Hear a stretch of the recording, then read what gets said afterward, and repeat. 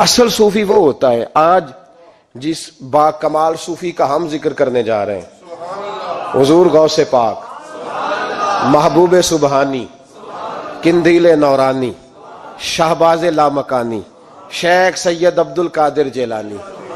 کسی نے پوچھا تھا حضور غوث اعظم سے کہ آپ کی ولایت کس طرح کی ہے، تو آپ نے اپنی ایڑی کی طرف اشارہ کر کے فرمایا جب تک میرا قدم نہ لگے اللہ کسی کو ولایت دیتا ہی نہیں۔ تو میری ولایت کی بات کرتے ہو، میں جب تک مور نہ لگاؤں اللہ کسی کو ولی بناتا۔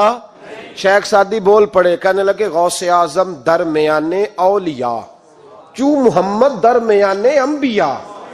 حضور غوث اعظم رضی اللہ تعالیٰ عنہ کا ولیوں میں وہی مقام ہے جو نبی پاک کا نبیوں میں مقام ہے۔ امام الاولیاء، سرتاج الاولیاء حضور غوث پاک رضی اللہ تعالی عنہ۔ حضور غوث اعظم رضی اللہ تعالیٰ عنہ فرماتے ہیں میں تقریر نہیں کرتا تھا، تعلیم میں نے حاصل کر لی پر میں تقریر، یہ بڑا ضروری کام ہے، یہ بڑا ضروری کام ہے۔ جو اثرات اس کے ہوتے ہیں باقی چیزوں، حضرت جنید بغدادی یہ تو حضور غوث اعظم کے بھی پیر ہیں نا، یہ تو حضرت داتا علی اجویری کے بھی پیر ہیں۔ حضرت جنید بغدادی کے بارے میں داتا صاحب نے لکھا ہے کشف المعجوب میں، فرماتے میں عالم بن گیا، پڑھ گیا، میرے ماموں بھی تھے، میرے مرشد بھی تھے حضرت سری سختی رحمت اللہ علیہ، تو مجھے اکثر کہتے کہ جنید یار تقریر کیا کر۔ میں کہتا ہوں حضور ابھی میں نیک نہیں، ابھی میں خود ٹھیک نہیں۔ میرے پیر بھائی بھی مجھے کہتے ہیں کہ حضرت کی بھی خواہش ہے تو ہمارا بھی دل کرتا ہے، لگتا ہے کہ آپ کی گفتگو کی برکت سے اللہ بڑے لوگوں کو ہدایت عطا فرمائے گا، آپ وسیلہ بنیں گے تو بات کیا کریں۔ کہتے میں ٹال دیتا، میرے نصیب دیکھو، ایک دن میں اپنے گھر میں سویا ہوا تھا تو اچانک بغداد کی ساری گلیوں نے مہکنا شروع کر دیا۔ فرماتے اچانک ٹھنڈی خوشبوئیں پھیل گئیں، میرے نصیب دیکھو کہ مجھے مصطفیٰ کریم کا دیدار نصیب ہو گیا۔ کہتے ہیں حضور تشریف لائے تو مصطفیٰ نے بڑا ہی نوازا، محبوب نے بڑا ہی نوازا۔ کاش آپ کو لذت آئے اس بات کی، حضور نے اللہ اکبر بڑا ہی نوازا۔ کہتے ہیں محبوب جانے لگے تو ہلکا سا جملہ، میٹھی سی بات، ایک جملہ بڑا میٹھا سا، جاتے دفعہ فرمانے لگے جنید تقریر کیا کر یار، تقریر کیا کر۔ داتا صاحب لکھتے ہیں، داتا صاحب فرماتے ہیں کہ حضرت جنید بغدادی کہتے ہیں عرض کی حضور اب تو ضرور کروں گا، اب تو روز کروں گا، کھول کے کروں گا۔ فرماتے ہیں میں جب اٹھا نا، فجر کی اذان ہوئی، وضو کیا، سنتیں پڑھی تو دل میں چور آ گیا۔ میرے دل میں خیال آیا کہ پیر صاحب نے تو کبھی نہیں بتایا کہ انہیں دیدار ہوا ہے، تو مجھے تو ہوا ہے نا۔ پیر صاحب نے، بہت سارے لوگ پیر صاحب سے خود سیانے ہوتے ہیں نا، ان کو خود نور نظر آتا ہے روز خواب میں، وہ بہت سارے جلوے خود بیان کر لیتے ہیں۔ تو کہتے ہیں میرے دل میں خیال آیا کہ پیر صاحب نے تو کبھی نہیں بتایا تو مجھے تو ہوا ہے۔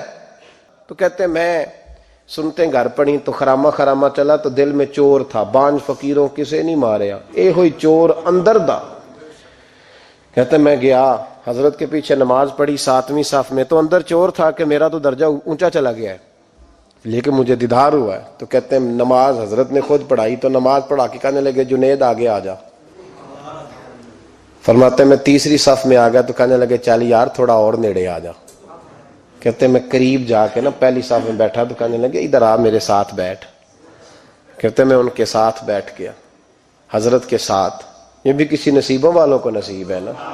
کہتے ہیں میں ساتھ بیٹھ گیا مرشد کے، تو شیخ تسبیح رول رہے تھے، ادھر دیکھنا میری طرف، تسبیح پھیر رہے ہیں، اور تسبیح پھیرتے پھیرتے نا اچانک آنکھ اٹھائی اور میری طرف دیکھ کے کہنے لگے اب تقریر کرو گے نا، جڑے محرم راز حقیقت دے، اب کرو گے نا تقریر۔ تو میرے اندر تو چور تھا، میں نے کہا جی اب کیا ہوا ہے؟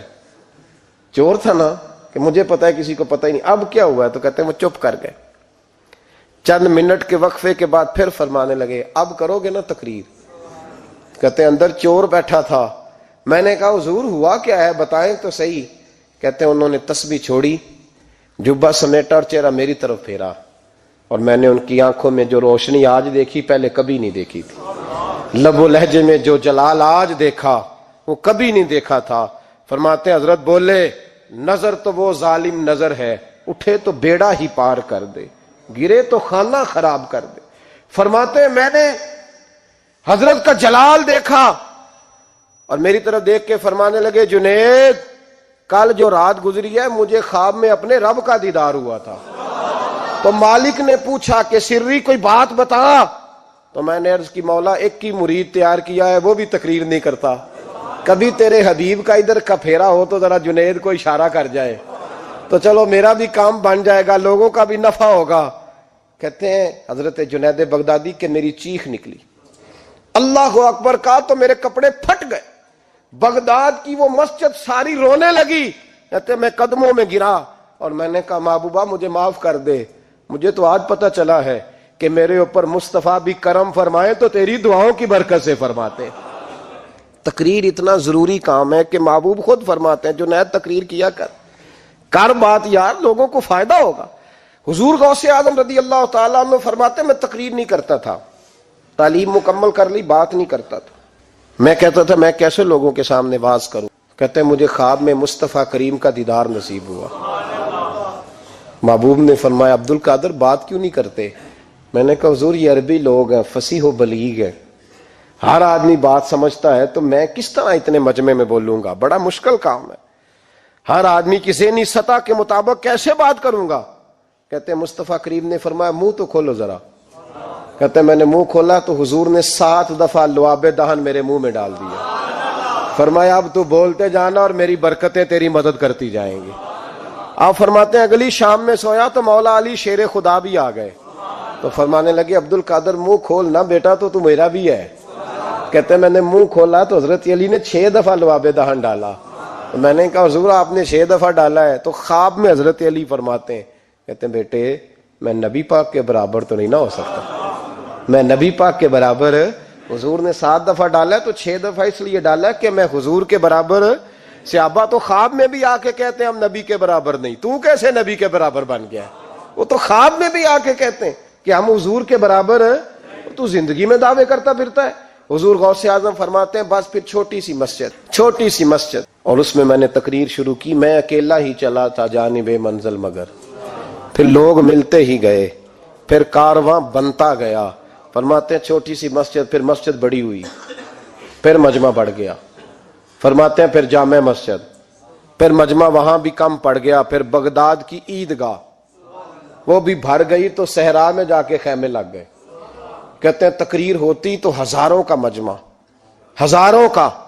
ملا علی قاری کہتے ہیں غوث اعظم کے اجتماع میں 70 ہزار لوگ شریک ہوتے تھے. ہزاروں علماء کاغذ قلم لے کے بیٹھے ہوتے تھے کہ غوث پاک جو باتیں بیان کریں گے تفسیری نقطے ہم نے نوٹ کرنے. اور حضور غوث اعظم کو اللہ نے یہ کمال دیا تھا, کمال, یہ آپ کی کرامت تھی کہ بغیر سپیکر کے بولتے تھے. جیسی سمجھ پہلے والے کو آتی تھی ویسی آخری والے کو آیا کرتی تھی. آج نا کرامت کی بات آتی ہے تو بندے چھپنے لگ جاتے ہیں, کہتے ہیں نہیں یہ نہیں ہو سکتا. بڑا مدافعانہ سا عمل, بڑا شرمندہ سا اللہ بولا ہے جاجی وہ غوث پاک.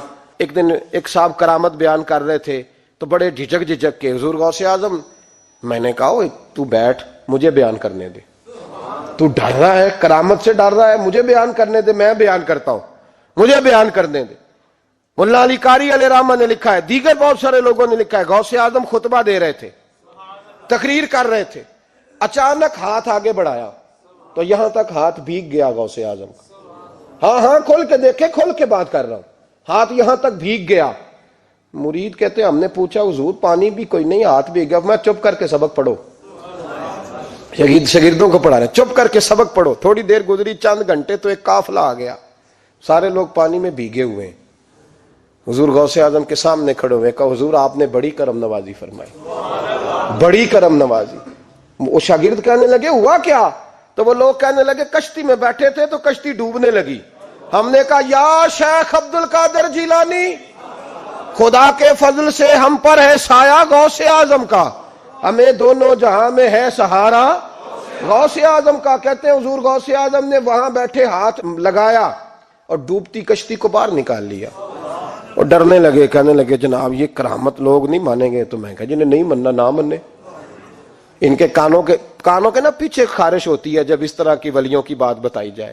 وہ تو حضور غوث اعظم کی بات نہیں مان رہا, پڑھنا سورہ نمل, پڑھ. حضرت سیدنا سلیمان علیہ السلام اپنے محل میں بیٹھے دربار میں، فرمایا ملکہ بلقیس کا تخت چاہیے. تم قرآن نہیں پڑھتے؟ ملکہ بلقیس کا تخت چاہیے. تو ایک جن اٹھا، اس نے کہا دربار برخاست ہونے سے پہلے، دربار کے برخاست ہونے سے پہلے، بے شک آپ 5 منٹ میں برخاست کر دیں تخت آ جائے گا. ہزاروں میل دور تھا. پتہ نہیں کہاں قرآن پڑھتے ہو تم. بنی اسرائیل کے ولیوں کی کرامتیں مانتے ہو اور نبی پاک کی امت کی باری آئے تو تمہیں خارش ہوتی ہے. شرمندہ شرمندہ سا لب و لہجہ. ہمارا لب و لہجہ شرمندہ نہیں، اس لیے کہ ہم تو جیتے اور زندہ ہی ولیوں کے نام کی برکت سے ہیں. ہمارے لب و لہجے میں تمہیں شرمندگی نہیں ملے گی. ہم اس طرح بیان نہیں کرتے کہ کوئی کیا کہے گا تو بچ بچ کے جملے.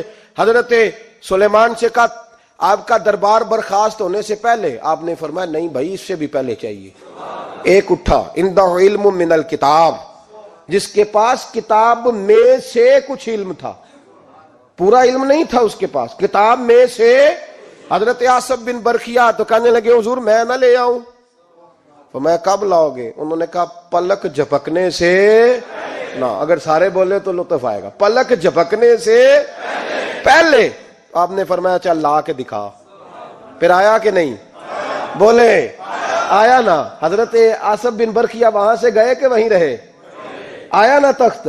80 فٹ اونچا، 80 فٹ چوڑا، 80 فٹ لمبا، اتنا بھاری کہ شاید 50 لوگ نہ اٹھا سکیں. وہ آیا، سامنے رکھا تو حضرت سلیمان کہنے لگے یہ کیا ہے؟ تو جناب آصف بن برخیا کہنے لگے ھذا من فضل ربی، یہ میرے رب کا، اور جن پر نرا فضل ہے ان کی یہ شان ہے جن کو اللہ کہ وبشر المؤمنین بان لهم من اللہ فضلا کبیرا. محبوب اپنے غلاموں کو خوشخبری دے دے کہ تیرے غلاموں پر میرا بڑا فضل ہے. فضل نہیں، فضل کبیر ہے. تو جن پر نرا فضل ہو وہ تو بغیر جائے تخت لے آئے، اور جن پر فضل کبیر ہو وہ ڈوبتے ہوئے مرید کو ہاتھ ڈال کے بچا نہیں سکتے. وہ نہیں بچا سکتے. ڈر ڈر کے کیوں بات کرتے ہو؟ کھول کے کو خدا کے فضل سے ہم پر ہے سایہ غوث اعظم کا، ہمیں دونوں جہاں میں ہے سہارا غوث اعظم. اور خدا دے گا منادی حشر میں یہ قادریوں کو. اور اس سے مراد ہر حضور غوث اعظم کا نام لینے والا قادری ہے.